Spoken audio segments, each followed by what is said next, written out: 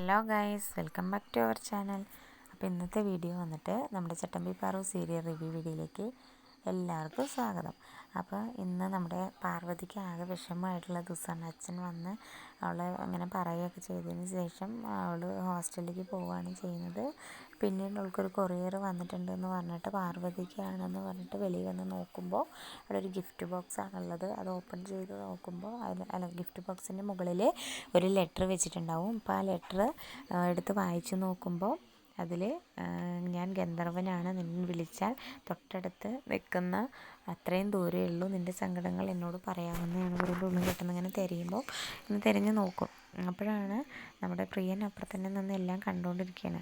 അതിനുശേഷം ഇതിനകത്ത് നിനക്കൊരു സർപ്രൈസ് വെച്ചിട്ടുണ്ട് എന്ന് പറഞ്ഞിട്ട് ബോക്സ് ഓപ്പൺ ചെയ്ത് നോക്കുമ്പോൾ അതിൽ നാരങ്ങ മിഠായിയാണ്. അവൾ വളരെ സന്തോഷപ്പെടും. കാരണം എനിക്കിഷ്ടപ്പെട്ട നാരങ്ങ മിഠായിയാണല്ലോ ഇത്, കഴിച്ച് ഞാൻ എല്ലാം മറക്കും എന്നുള്ളത് ഗന്ധർവ്വൻ എങ്ങനെ മനസ്സിലായി എന്ന് പറഞ്ഞിട്ട് പാർവതി അതെടുത്തിട്ട് വായിലേക്ക് ഇടുകയാണ് ചെയ്തത്. ഇതെല്ലാം ഗന്ധർവ്വൻ കണ്ടുകൊണ്ടിരിക്കുകയാണ്. അപ്പോൾ ഇതൊക്കെ കണ്ടു കഴിഞ്ഞാൽ എനിക്ക് സന്തോഷമാവും എന്നുള്ളത് എനിക്ക് അറിയുമല്ലോ എന്ന് പറഞ്ഞിട്ട് ആൾ സന്തോഷത്തോടു കൂടി അവൾ ആ നാരങ്ങ മിഠായി എടുത്ത് കഴിക്കുകയാണ് ചെയ്യുന്നത്. അതിന് ശേഷം നമ്മളുടെ പ്രൊമോ വീഡിയോയിൽ ഒരു സോങ്ങാണ് അപ്ലോഡ് ചെയ്തിരിക്കുന്നത്, നല്ല ഒരു പ്രണയ സോങ്. അതിനുശേഷം പ്രിയനാണെങ്കിൽ സ്വപ്നം കാണാണ്.